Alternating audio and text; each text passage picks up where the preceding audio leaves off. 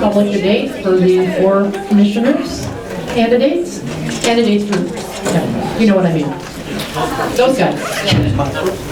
So we're expecting a lively discussion today. Thanks to the League of Women Voters for moderating this for us. And thank you all for coming to the library today. I'm going to turn it over to Karen Clymer from the League of Women Voters. Thank you. I am Karen from the League of Women Voters of Orange County. We're the second largest league in the country. And I will be moderating this debate. The League is a trusted organization that does the hands-on work to safeguard democracy. We never endorse candidates, but we are strongly involved in shaping the issues and keeping our community strong. And for this debate, we have a timer with an enormous stop sign, so it shouldn't be an issue. And we're going to have 2-minute opening and closing statements, 1-minute answers, and then 30-second rebuttals. So we'll do it in pairs. So it would be like Tom has 1 minute, and then Pete a minute, and then Tom 30-second rebuttal, and then we'll switch to Brini a minute, Carolyn a minute, and then Brini 30 seconds, and we'll switch the order around. And we'll also be taking questions from the audience. If you have a question, just write it down and bring it up to us, and we'll try to do mostly your questions. So we'll start off with the opening statements. We'll start right here. We start right here and go down. Does that work? That works for me. Is this on? Yeah. Can you hear me? Great. Well, I'm Tom McMacken, and I've been your city commissioner for the past 6 years. I currently serve on the Chamber of Commerce Membership Committee, the Winter Park Autumn Arts Festival Committee, and I am also on the Orange County Community Action Board. Prior to that, I chaired 4 city boards: Planning and Zoning, Historic Preservation, the Public Art Advisory Board, and the Tree Preservation Board.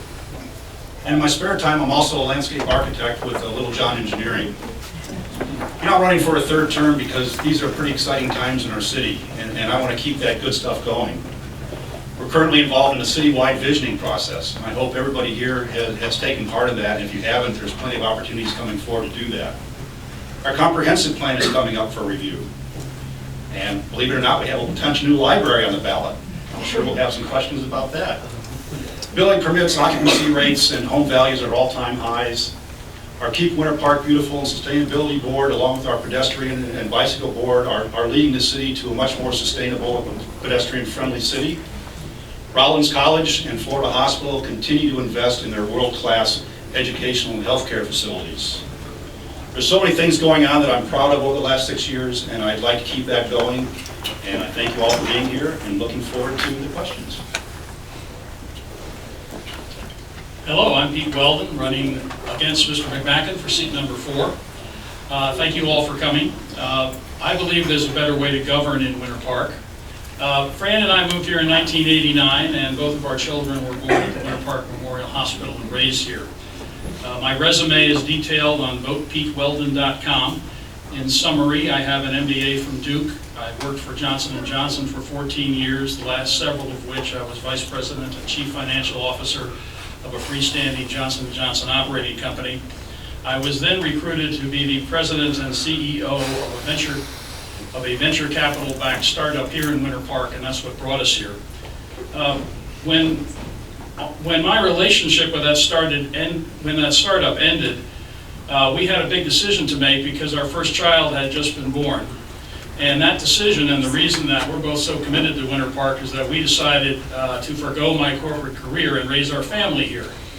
And I went out and started a new career as an investment advisor. I went through the Chartered Financial Analyst program, and I earned that certification in the 1990s. I have been on 3 city boards since 2008 and involved in the city deeply. I started on the Code Enforcement Board. I'm currently on both the Tree Preservation Board and the Planning and Zoning Board.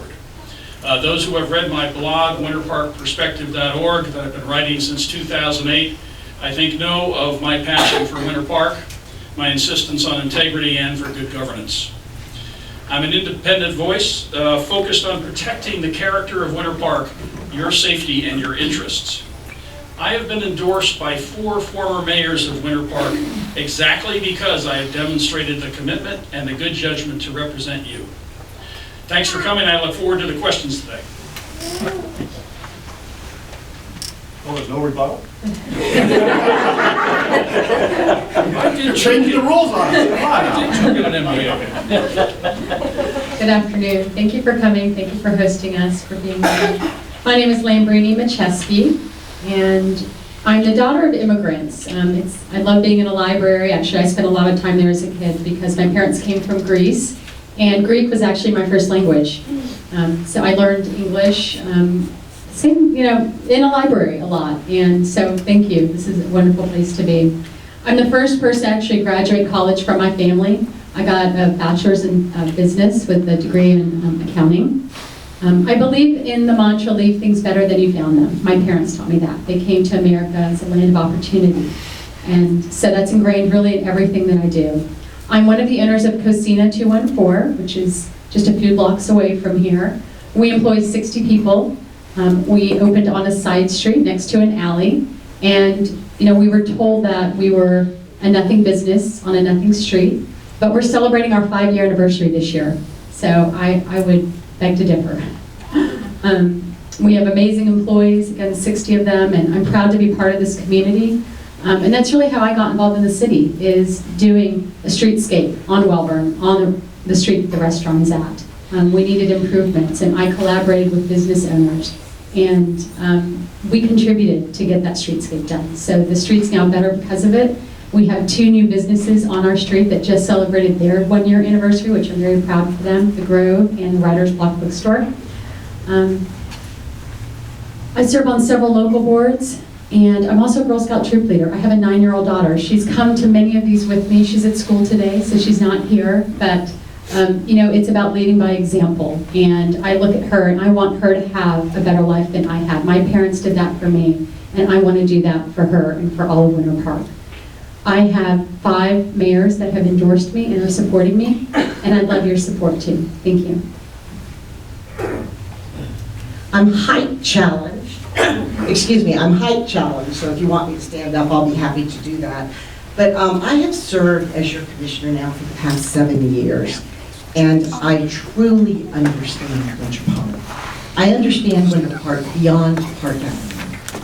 I understand the businesses on Lee Road and their concerns, on Loma and their concerns, the residents in neighborhoods, all the way from Lakeside out to the Four Seasons area. And I see my friends here. Thank you for coming from Four Seasons. But during that time, I have learned a lot about Winter Park, a lot about budgeting, a lot about your needs and our infrastructure, and how that infrastructure is meeting those needs in places where it is not and can be improved. I am very proud of my service as your city commissioner.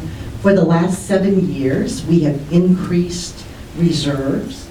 We have held your taxes at the same level as they were in 2010, and that was through some of the most challenging financial times we've seen in a long time. Prior to my time on the commission, I also served on planning and zoning. Planning and zoning is really important because that's where you learn about land use. And land use decisions are absolutely the most important to preserving the character of this city and to protecting your quality of life as an individual resident. I also served on the Comprehensive Plan Task Force. Prior to that, in addition to that, I've been on the Florida League of Cities Board of Directors.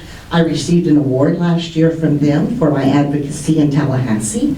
And just yesterday, I received the endorsement from the Winter Park Maitland Observer, which is just awesome. I could not be more proud. I also have endorsements from dozens of small businessmen, past leaders of our city, past leaders of our community, and I'm very proud to have served you. Thank you. Okay, since we are in the library and many of you will be coming back to the library to vote. It seems like that's an appropriate place to start. There's a referendum on the ballot that will allow up to $30 million in bonds to build a library and event center near Martin Luther King Park. Is that better? Can you hear? A little bit louder. How's that? Okay.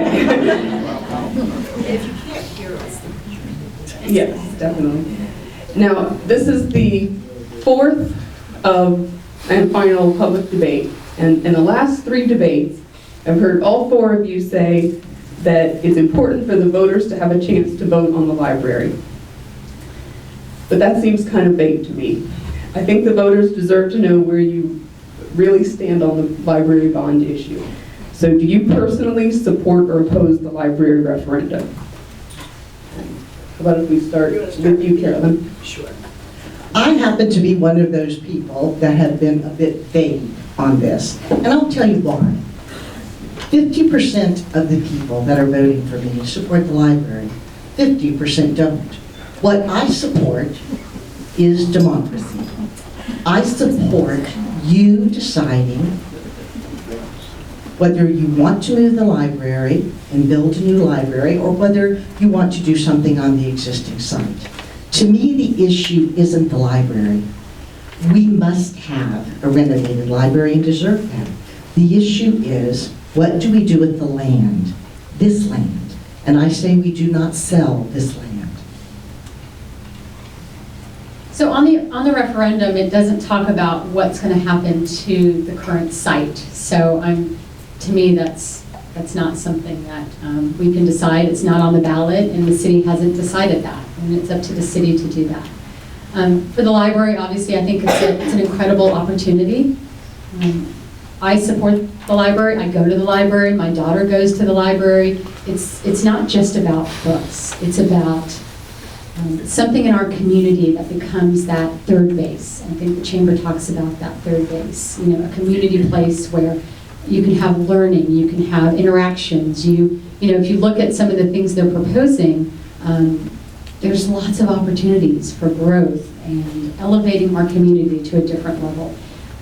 This building, they looked at renovating it, and they've had many people involved in the process for many years, actually.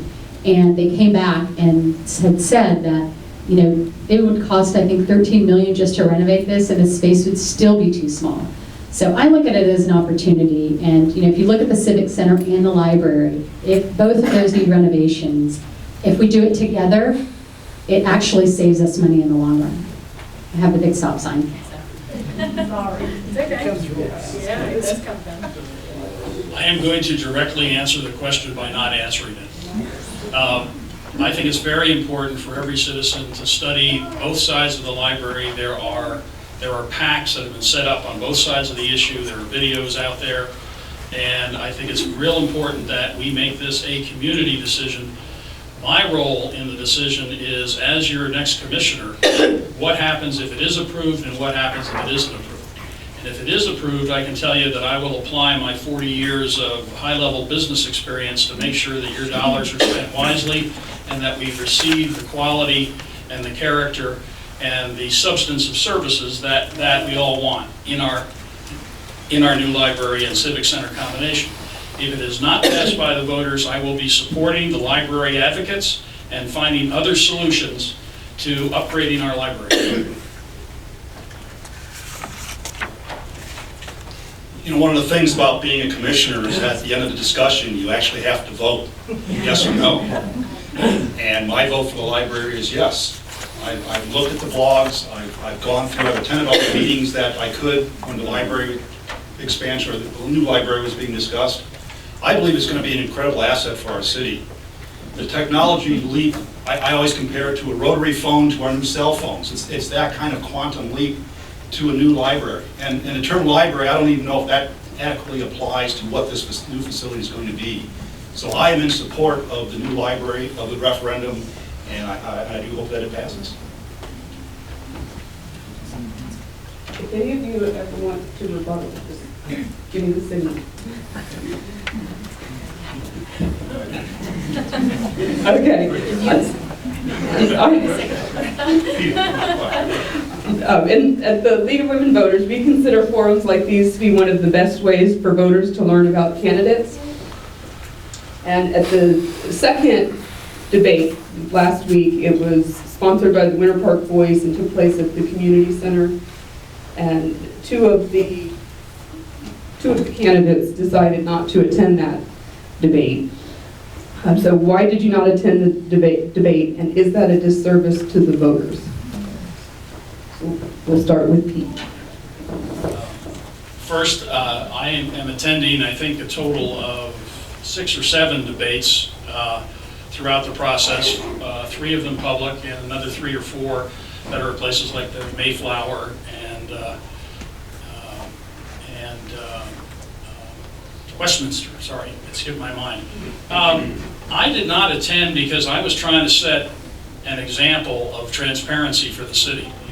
I have had conversations with the people who run Winter Park Voice in our blogs back and forth for several years about trying to distinguish between good governance and transparency. And I don't think the Winter Park Voice, in taking anonymous contributions while they promote good governance, is in fact good governance.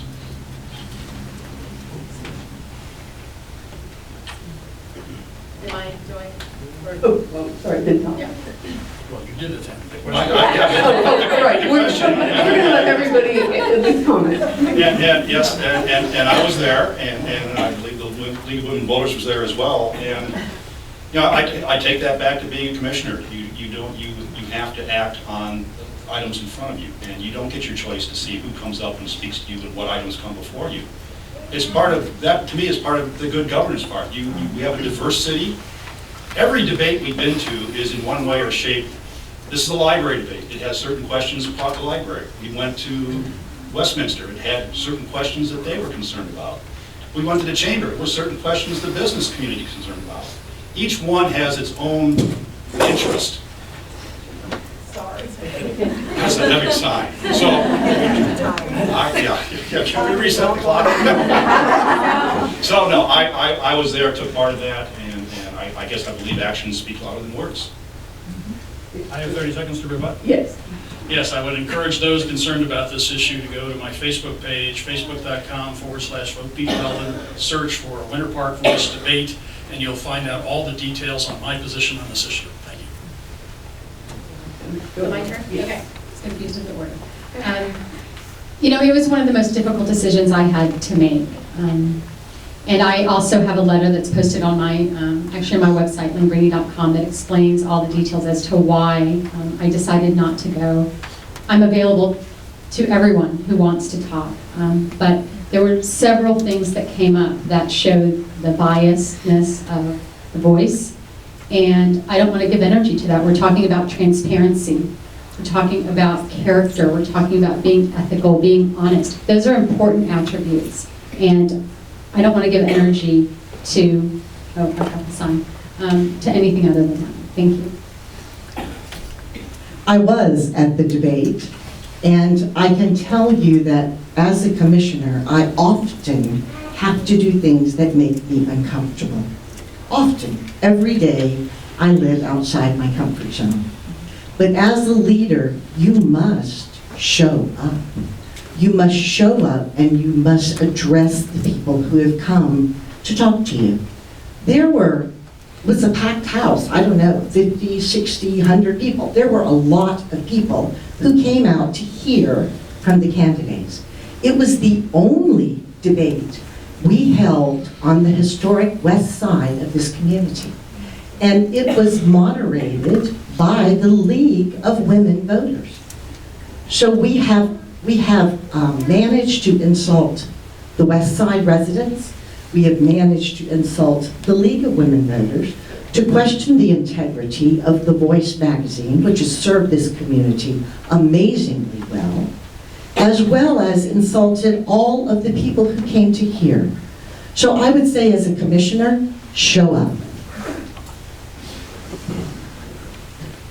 No, I can. If you want to. How many times You do don't, we get to do that? you don't. Because Anna didn't want to rebut. Yeah, just, you would have 30 seconds if you want it. If you don't want it, that's fine. We have more questions. You know, so again, I have a letter that details all of the information, all of the reasons behind it, with all of the facts. I encourage you all to look at it. Thank you. Okay. Now, one of the other ways that voters learn about candidates is through their advertising. Both through the candidates' advertising and the opponents' advertising. So what do you consider to be negative campaigning? And specifically, do you consider pointing out someone's voting record a negative mailer? And are you comfortable with everything that you've said in your mailers?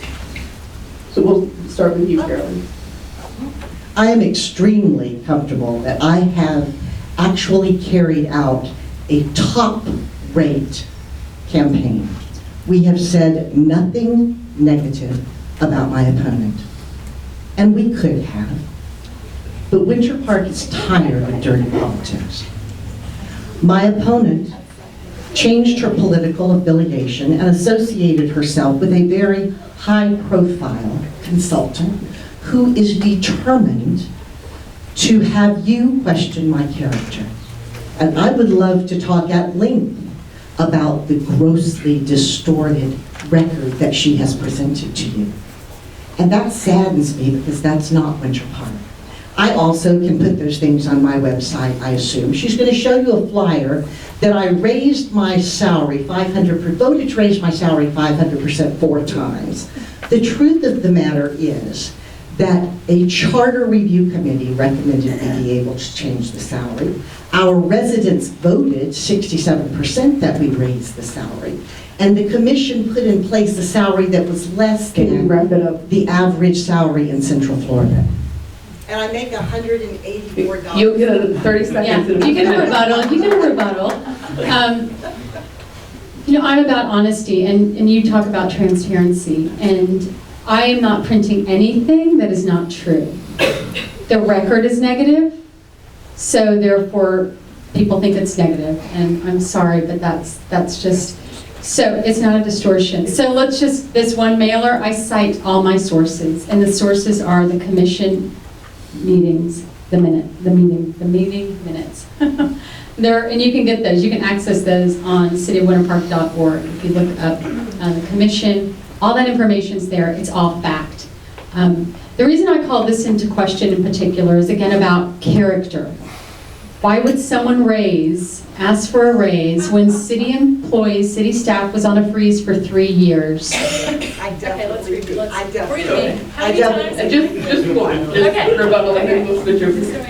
The charter committee recommended that we allow the commissioners to adjust the salary. It had not been adjusted since 1953. The paycheck is $184 per month. We voted on one pay raise, not 4 times. You just vote numerous times. I also made motions that said the pay raise would come into effect after all city Will the commissioners. owner of a blue Honda car, license plate EQT-T34, please come to the circulation desk? Thank you. I want you to know that when that came up, you're on stop. Just take a few more seconds. Go ahead. 30 seconds. When that came up, I made the motion that it not go into effect until after the city employees had their pay raise. I made the motion that it be spread out over 3 years, and I made the motion that no one that was there would benefit, and that's who I am. If Okay. we want diversity on that We'll commission, come back to you need this. to pay at least for the childcare. This is a very contentious issue, so we'll come back to it, but Well, Right can I now- rebut? Do I have an opportunity? No. No, okay. no, we're switching over. Well, we just. Let's see, Tom and I have been talking to each other for 6 years, and I think you will acknowledge we have a very respectful relationship. And I told him when we started the campaign that I was going to make sure that this campaign was not about us, but about policy. And I've tried to distinguish that in my mailers as clearly as I can based on Tom's vote. So I consider everything I've done fair and within the bounds of trying to give you an opportunity to compare the policy priorities and judgment of the two of us. In effect, we are giving you a choice, and that didn't have to be the case. So I ask you to look carefully at our policy differences and make your judgment on that basis.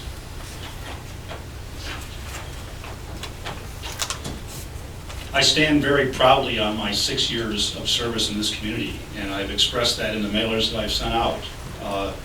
I think we're all intelligent individuals in here, and you can judge the validity of the materials that come out. I leave that up to you. I do say that I did receive a standing endorsement from the Observer, and one of the reasons was because of my record. And I stand on that. My mailers have expressed that, and I leave it up to you to decide between the two of us which one is putting forth the better record.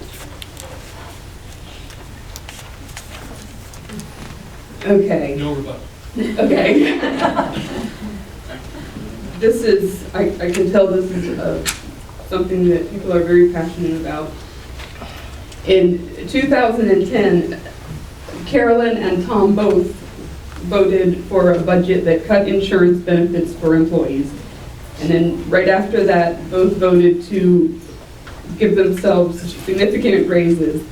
The salary was $200 per month, and they voted to raise it to $1,000 a month, but it's still $200 a month. That vote was later repealed. But what's significant is that this vote took place at a time when there was a freeze on salary raises for city employees. So I guess the question is if you could just please comment on that decision to vote for a salary increase at the same time there was a freeze on all other city employees. So we'll start with you, Tom. I really have to admit I don't remember the insurance cut. I'd have to go back and look at that. I don't recall that. But I do recall my vote on the salary increase. And as Carolyn had indicated earlier, the salary's been $184.70 a month since 1953. That was the year I was born. And I know my age, I admit it. And to raise that, to raise that to a reasonable level, I thought was pertinent. And I voted that way. The rest of the commission did not feel that way, and they said no, and that's fine. We haven't brought that up since that time. That was voted on, it was over and done with, and we've gone forth since then. So that's where I stood at the time. I still think it's worthy, but we did not feel that way at the time, and I let it go. In the interest of transparency, I want the audience to know that I was born in 1949.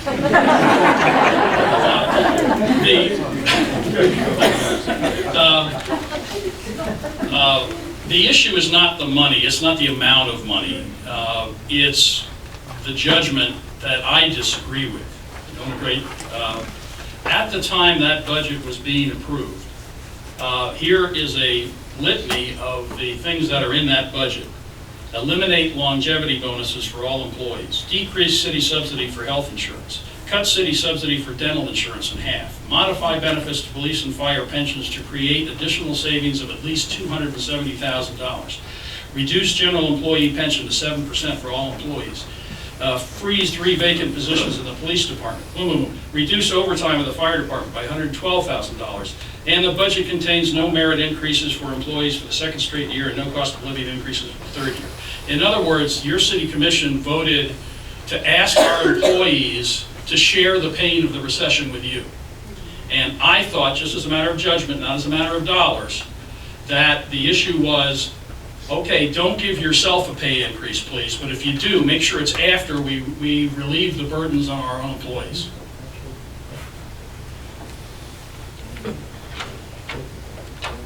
As Commissioner Cooper mentioned, the motion was that no sitting commissioner would benefit from that pay raise.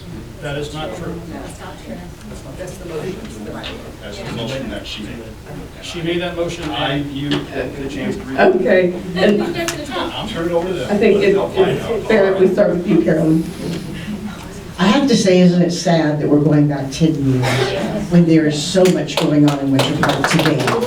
But But I'm going to tell you, can I see that lovely, nasty little mailer? 500% pay raise 4 times.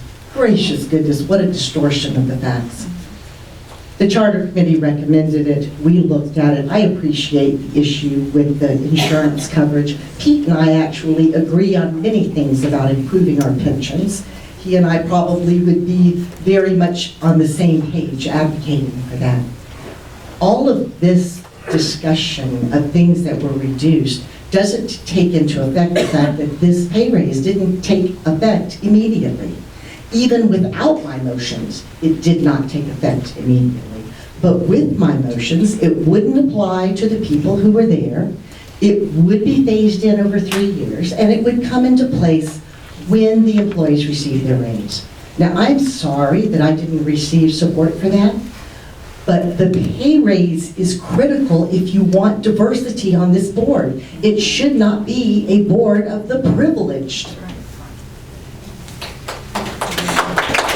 So the issue I have with it is, then you should have campaigned on that, but you didn't. You didn't campaign and ask people and say that, you know, the pay is $184. You never did that. You waited until you got elected to then vote for that pay increase. And it did go into effect in the next budget. It did go into effect in the next budget when you were a commissioner, and then it was repealed. So it's very simple. For me, it's just about character. Who would ask for a pay raise when the city's staff was on a freeze and their benefits had been reduced? That's what I have an issue with. And as a leader, you know, the city employees are the people that do the majority of the work here. They're the ones, there's 500 of them, that take care of our city, that make it look as beautiful as it is for all of us to enjoy, that make it safe, that make it pretty, all those things. And as a leader, we should take care of them first. I do have to respond to that. Your question, I believe, was why didn't I campaign that I wanted a pay raise? Because I didn't. That's why. I didn't campaign that I wanted a pay raise because I did not. And today, do not. But I do believe that there are many people, younger people, less privileged people economically, that would serve you well and should have that opportunity. And I will say it's very difficult just to take care of your family and take care of your job and do this job. And it's even more difficult if you can't afford to pay the babysitter. I dare say we worked 650 hours last year in just meetings. That's without preparation. Okay, your time is up. Okay, in terms of politics and governance type of issues, what makes you angry? Carolyn. Ugly campaigns. That's it. Nothing else makes me angry. I have the patience to deal with the democratic process. And it takes patience because you need to bring everyone to the table. When my integrity is questioned, I get angry. When my children have to read distortions of the truth about me, I get angry. When someone confronts me with something that I have not done, I get angry. But you don't see it because that's what leaders do. So I get angry when elected officials, when they make decisions on our city's behalf, on our behalf, on businesses in the community, when they act without high moral regard or ethical character. No. No, I do. That was the question. And for me, the people that we elect have a responsibility. They have a responsibility to our city, to everybody that touches that city, to the people that visit it, to the business owners, to the residents, to everyone that's part of it, to the employees. And accepting political campaign donations from vendors that are currently bidding for a waste contract that's 7 years, multi-million dollars, I think is unethical. And yes, that makes me upset. That makes me upset. You certainly have to let me respond. Understand that the campaign is ongoing. Understand that I have a treasurer and people who take care of my reports. understand that our contract for our waste service is a bid contract, which means committees of people that do not include me, based on a selection criteria that I do not develop, will make the recommendation who gets that contract. But more importantly, I have to let you know that there was no RFP on the street when the check came to me. It was put into the bank. I didn't do that. It was put into the bank. It was put onto my report. Can you wrap it up? Yeah, but this is important. She's questioning my Well, we integrity. can come back to this, but Wrap it up. I'll Okay. get back to you on that. Finish it up. Well, the fact that, okay. no, we can revisit, I wasn't gonna revisit this issue, but we can. Yeah, I do need Let them answer the question, what makes you angry, and we can revisit that. You want to re-ask the question? This one? Sure. Talk about whatever you want. Okay, in terms of politics and governance, what makes you angry? Am I next or is Tom? I think, have you started? I'll volunteer. You know, it isn't politics, because politics is politics, and it's been that way since our country was founded. What makes me mad is that the fact that we've gotten to a point, and it's governed by the sunshine laws, that the commissioners can't sit and talk to each other on a one-on-one basis. And that is such a roadblock to our solving city problems. And Mayor Leary's here in the front row, and I give him credit. When he was elected, he took the broad step to reach out to every one of the commissioners and say, I want to sit down and talk. And we did. And we were chastised for that. And that made me mad. It was an honest effort to open up communication. I agreed to that. And the phone calls and the emails and the editorials just jumped all over us. That's what makes me mad, when you have decent people trying to do the right job for the city, and all the different adversaries get in the way of that happening. That to me is a disservice to our city. There is nothing that stops us as elected officials, when I am your commissioner, from arranging noticed meetings with any other commissioner and having conversations that are available to the public. I would encourage every elected official to take advantage of that. What makes me angry, I really don't get angry at people or at circumstances. I get frustrated, and I think you can see the output of that frustration in the work I do, trying to document the background materials on winterparkperspective.org on those policy issues that have animated me, and that includes some things that pertain to what I think is a good policy decision for Winter Park. I don't think dog fees were a good thing to vote on. I don't think reducing the percentage to allow a neighborhood to force 49% of their neighbors into an historic district is a good decision, and other issues. So I'm very animated and very interested, not angry at all. Okay, before we get back to Waste Pro, there's sort of a preliminary question. This is a very quick question. Have you received donations from businesses that are currently doing business with the city, either as a vendor or a vendor who's involved in an RFP, or a NOD, which is a notice of disposal? So we'll just go down the line real quick. Okay.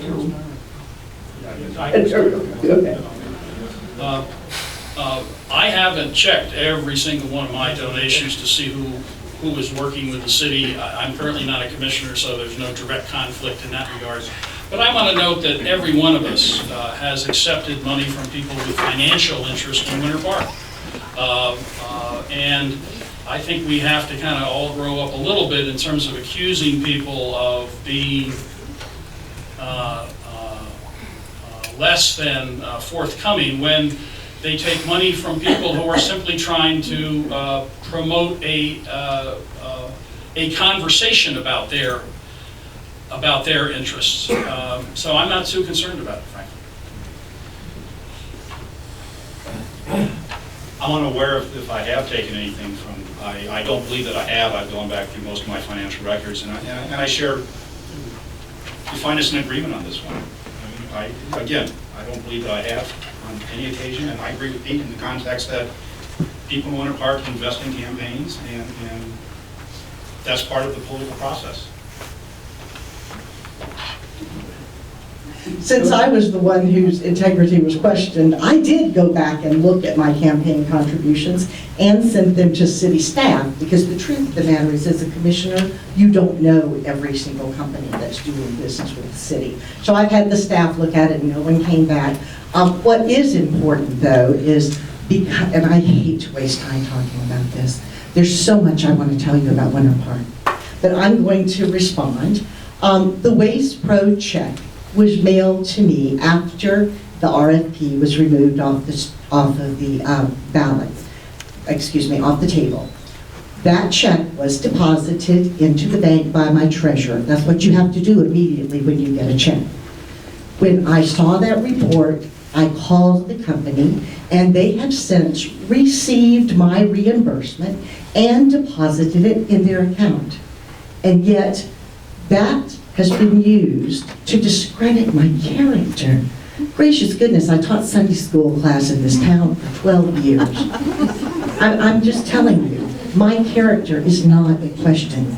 And for someone to insult my integrity, please, please, understand the difference in politics and reality.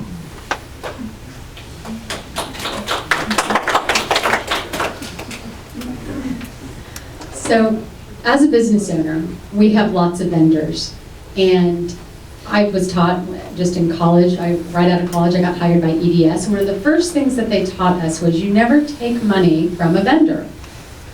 And there's reasons for that. And first is because then you're bought, and then you owe them something. So it's not a good business practice. So with the waste contract, I mean, all the commissioners know, you know, that it's, and you sat on it, you returned it after Channel 9 did a news story on it. You had it for over a month. So you knew, I mean, you've worked at Lockheed Martin, right? What was your title? Contract? Right, so you know contracts. I mean, you're an expert in that. So, yeah. So it just, at the end of the day, it's a 7-year contract. And for anyone bidding, we as a city and as taxpayers and as users of waste, we get our trash picked up and we pay for that. Don't we want the best services at the best price? Well, now the process has been tainted. The process has been tainted, and that's the issue I have. And no, I don't think I've received any. I think to your original question, my opponent has, but I haven't. Okay. Okay, we've kind of covered this, but one thing that I'm still unsure of about the Waste Pro is, Carolyn, will you be voting on that with when the bid comes up, or will you not? What is important that you understand is, a check was mailed to me, and it was legal, and I saw the check, and I returned it, and I didn't have to. So that's number one. There will be a selection committee with a very, very well-defined criteria for selection. They will judge all of the people. The only way I can not vote on the final recommendation is if I would benefit personally and financially. And of course I will not. And to be honest with you, if every one of you in this room gave me a check, I might not know it for 2 or 3 weeks. Honestly, I have to tell you that, because it goes to other people and to the bank and to reports.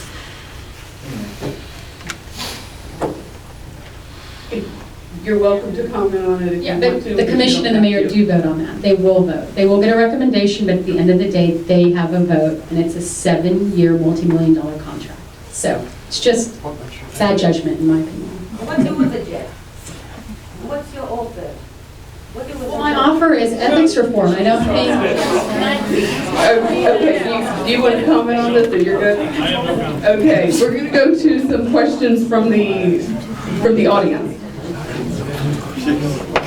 Okay, sexual orientation is not currently included in the city's anti-discrimination policies.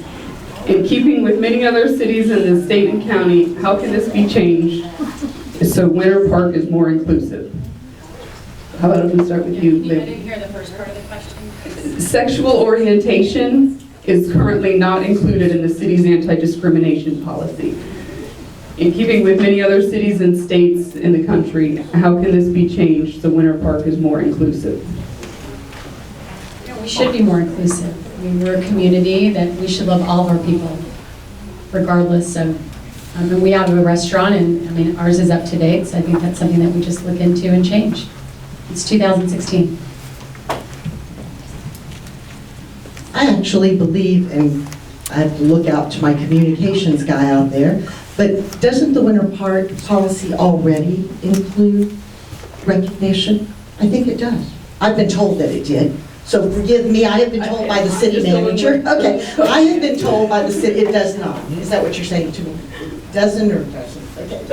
It does not. What's your question? Oh, well, what I have been told by the city manager is that our policies do It include. does not include sexual orientation. It does not. Okay, thank you very much. That's something new to me. I did not know that. I would certainly be willing to review that if it comes before the commission. I assume it should. I thought it had. You want to take I certainly have no problem with it. I would like to think that we have state guidelines, if not federal laws, that cover this issue. It's not an issue that I've studied in any great depth, but I think this is a community that should be welcoming of everyone regardless of their values or their sexual orientation or their hairdo.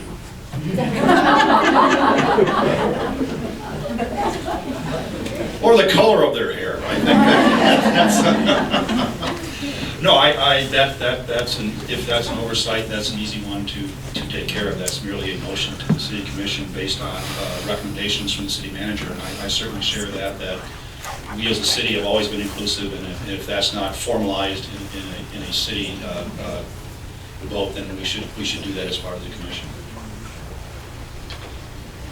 Okay, while recognizing how important Park Avenue and a thriving business community are to our city, what measures will you take to ensure that the voices of all citizens receive equal weight, even if they don't own or operate a business?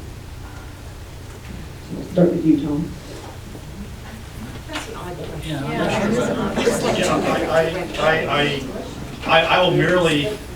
I will acknowledge the importance of Park Avenue because that is what people feel is synonymous with Winter. One of the things they feel is synonymous with Winter Park. But I think one of the hallmarks of my 6 years on the dais is that the voices of the citizens that have come forward have always been recognized, and we go to great lengths to do that. And I am very proud of the fact that I have reached out to citizens and they have contacted me. And I really feel that as a commission and as a city government itself, that we go the extra mile to communicate with our citizens. So I'm very proud of the fact that we do that and that I have over the last 6 years. If I have the direction of the question right, it's why do we pay so much attention to Park Avenue and how are the actual residents of Winter Park dealt with or something that. I'll read it again. Yeah. While recognizing how important Park Avenue and a thriving business community are to our city, what measures will you take to ensure that the voices of all citizens receive equal weight, even if they don't own or operate a business? Oh, well, this town is 28,000 citizens. It's not several hundred businesses on Park Avenue. You're the people who vote. There are, 20,000 registered voters, give or take, and hopefully at least 10,000 of you will vote on the 15th of March, given the presidential primary. This town is run for you. It's not run for Park Avenue. One of the things that has struck me in my conversations around the city has been how the people at the perimeter don't feel, in some cases, like they're part of Winter Park. And I think that's wrong. I had a lady the other day out near the Winter Park Pines Golf Course, and part of that is actually Winter Park, and a lovely neighborhood. She said, why don't we have